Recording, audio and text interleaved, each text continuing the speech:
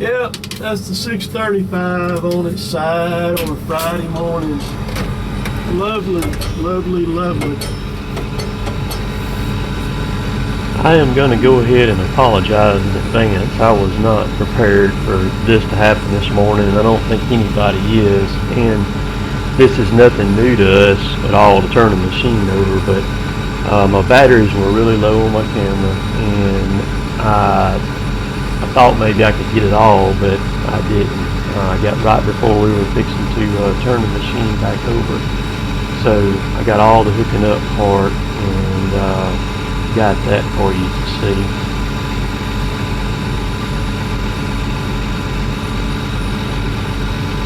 What's Sam, you know about that weight on that thing, don't you? Yeah, I know about it, yeah. You still messing up? Yeah, you got to knock it off. I could have hooked a power cord up to my camera right quick, but when you're in this situation, the goal is you got a machine over, and the goal is to get it turned back over as quickly as we can. We lost about 30 to 40 minutes of time working this machine over, and the way that we do it is, you can see Kevin is on the front axle. He's hooking one cable from the 748 up there, and then I'm back there on the bogies hooking the other cable to the 648 right there, and then I jump back up in my loader and I grab the pull of trees that he's got, and all three of us set him back over, and it just goes right back over real easy. So I mean, the actual turning the machine over, you really didn't miss anything at all on that clip, on that part. But I'll try to keep my batteries up and that stuff like that up to snuff, so in case this happens again, I won't miss any of it. But my dad is kind of funny. He gets like a monkey on a sack of peanuts sometimes, and before I get up in the loader, he's already ready to start to try to pull him back over, and it takes kind of all three of us to get this machine back over, and this makes the third time that we've had the 635 over. But the cab has never hit the ground on it, so that's a good thing. So y'all just sit back and enjoy. We'll see y'all later. All right, Tommy, pull it in a little bit.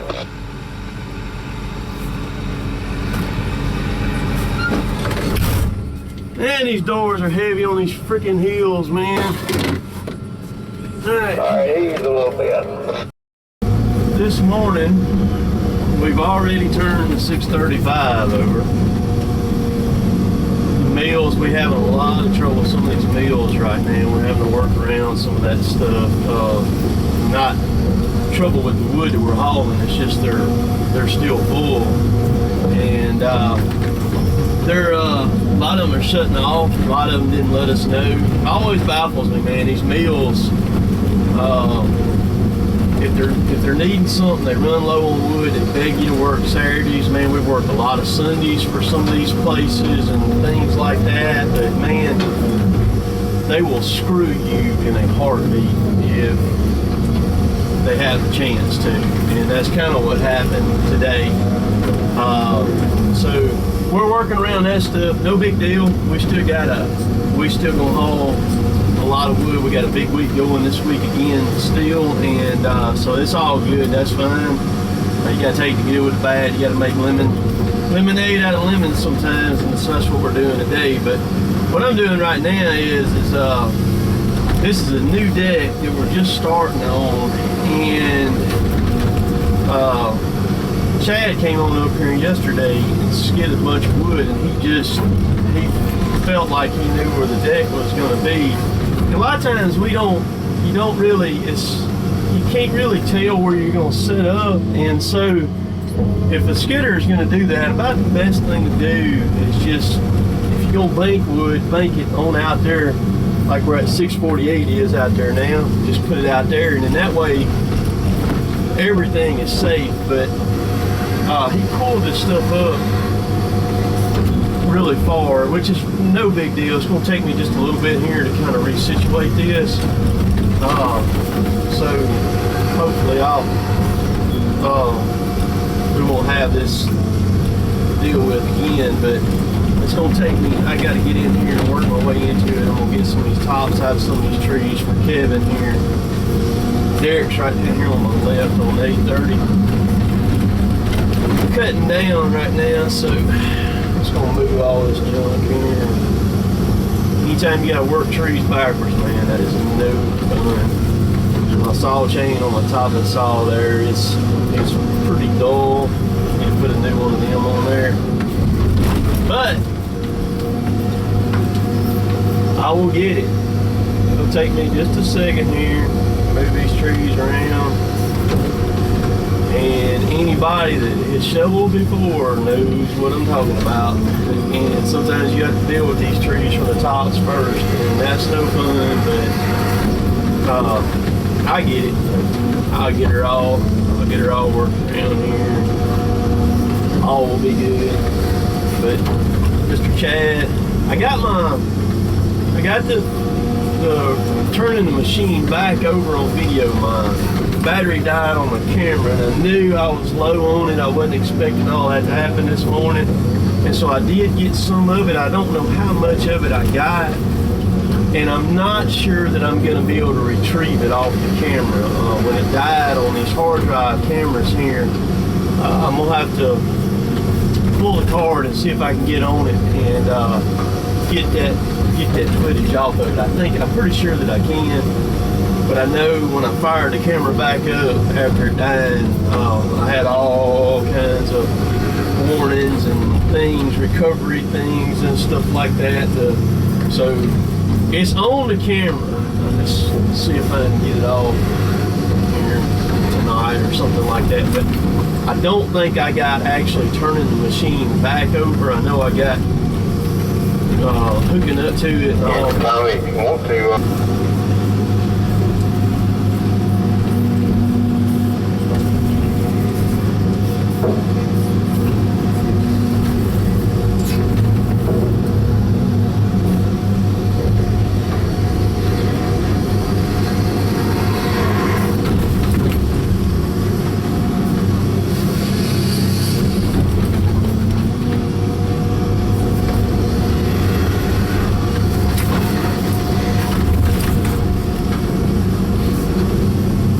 Funny, you know, I've had a lot of people, or I've had a few people ask me, man, you're running that machine is really powerful, and yes it is. It's very powerful. And you got to be running a tremendous amount of horsepower and all that, but I'm not. It's the machine's only, it's got a 6.8 liter John Deere in it. It's only set at about 157 horsepower. And I'm not even running on full power right now. All right, I just switched it to full power now.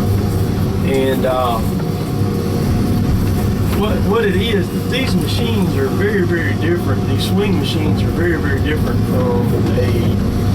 from a normal loader or anything like that. A loader or a John Deere 843K or John Deere skidder or anything like that. You see, these machines are a joint deal between Deere and Hitachi. So this machine is green, but it's really a Hitachi is what it is. The only thing Deere on this machine is the engine and the cooling system.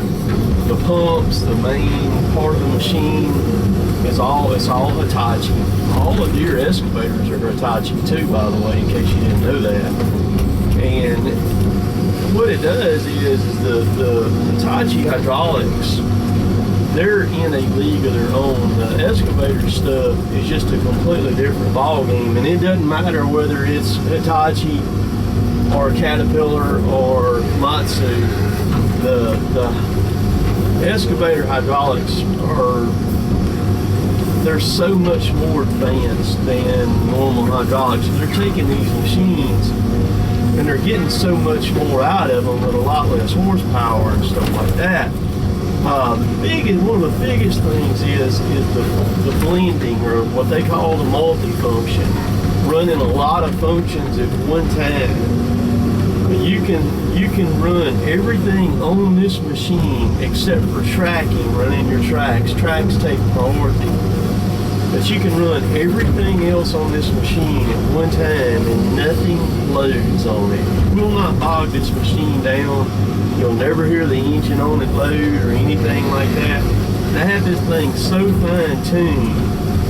And if you ever get a taste of running the excavator type hydraulics, you will never ever want to ever run anything else other than that hydraulically, period, end of story. Even as far down as the controls, the loader, the regular knuckle boom loader controls, and Prentice kind of set the standard on this. I think the guy that first designed that system was a left-handed person, because your main boom is on your left, and you swing the floor, and I'm just going to tell you, swinging the floor is probably the most stupidest thing, I know stupidest is not a word, but that you could ever do. Everything, I never move my feet, man, I'm never in a bind. Swinging on the stick is the way to go. Is it impossible to switch from an excavator, from a regular loader to an excavator? No, it's not impossible to do, because I probably had between 30 and 40,000 hours, maybe more than that, on regular like Prentice loaders, where your grapple's on your left and your swing is in the floor and your main boom's on your left and your stick boom's on the right, whereas the excavator, your swing's on your left, your main boom is on the right and your stick boom is on the left. It took me a few days, but it was not bad. It was not impossible. It took me about a week to get to where I didn't have to think about where I needed to move my hand to make the machine do what I wanted it to do. The first couple of days were really hard on me, but after that, after about a week, I got to where, I wouldn't have to think about which way my hands need to be to make the boom do what I wanted to do. And then, it took me a good month or so to really get where I was fluent on the machine, to where, I just run it really good. And then it took probably 3 months or more, probably longer than that, to figure out all the little tricks that there are, because it's different. No outriggers, all that. Your sticks, you have a lot more movement in your sticks. There's a lot more left and right, forward, backwards on these sticks compared to like a Prentice or a Tigercat or anything like that loader. And so that took me a little bit to get used to, and I like that. I like that. Normally on those things, you're just moving your wrist. On these, you're moving more arm. But with that, it allows you to finesse it so much better than like the normal loader, the conventional style loader that everybody's used to. And the thing about it is, with logging, there's a lot of easier ways to do it than we've all done it for the last 25 or 30 or even 40 years. There's much easier, better ways to do it.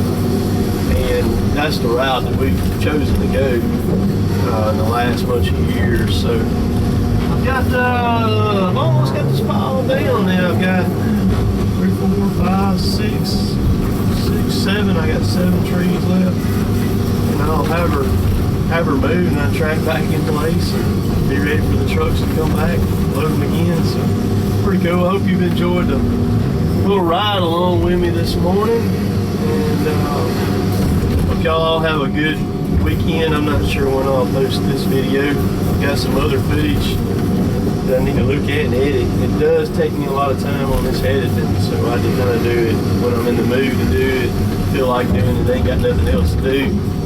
But I enjoy putting this stuff out there for y'all. So y'all have a good weekend. Be safe out there. We're not working Saturday. anything like that. So I'm not sure what I'm gonna do this weekend. I don't know if I'm gonna hunt or go geocaching or what I'm gonna do. The verdict's still out. So y'all be good, stay safe, and we will, as I say, catch y'all later. See y'all.